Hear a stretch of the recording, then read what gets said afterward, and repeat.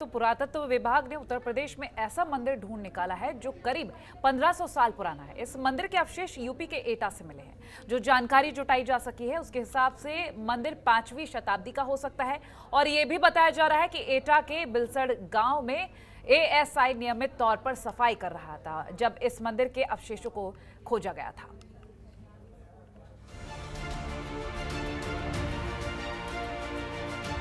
आपके television screen पर जो तस्वीरें नजर आ रही हैं, ये तस्वीरें 5वीं शताब्दी के ऐतिहासिक नगर बिलसड़ के अवशेष हैं, जिसका इतिहास तकरीबन 1500 साल पुराना है।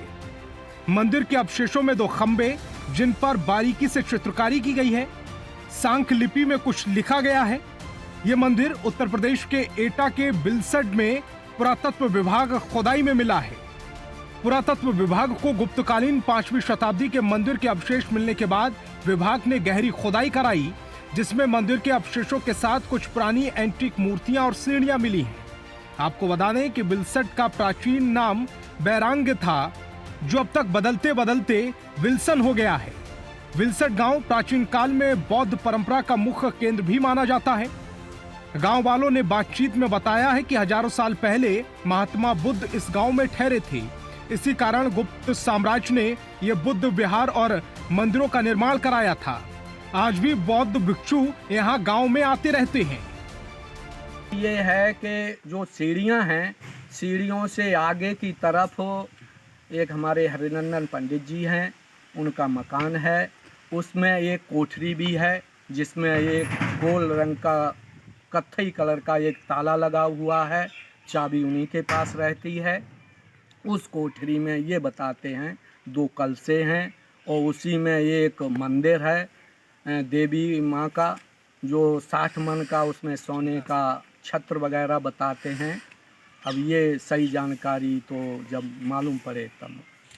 जो हमारे यहाँ खुदाई चल रही है या एएसआई टीम द्वारा, वो 5वीं शताब्दी की गुप्त कालीन अवशेष प्राप्त हो रहे हैं, जो हमारी पुरानी संस्कृति की धरोहर है और सरकार को इस पे विशेष ध्यान देना चाहिए।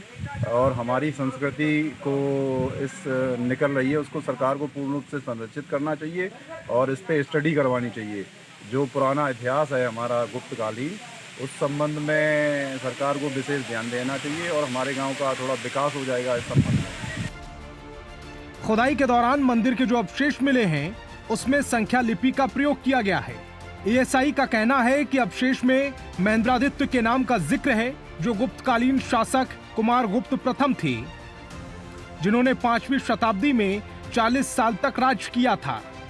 उनका शासन उत्तर मध्य भारत में था। Bureau report, Jantantra TV. खबरों के निष्पक्ष विश्लेषण के लिए सब्सक्राइब करें Jantantra TV and press the bell icon. Never miss any update.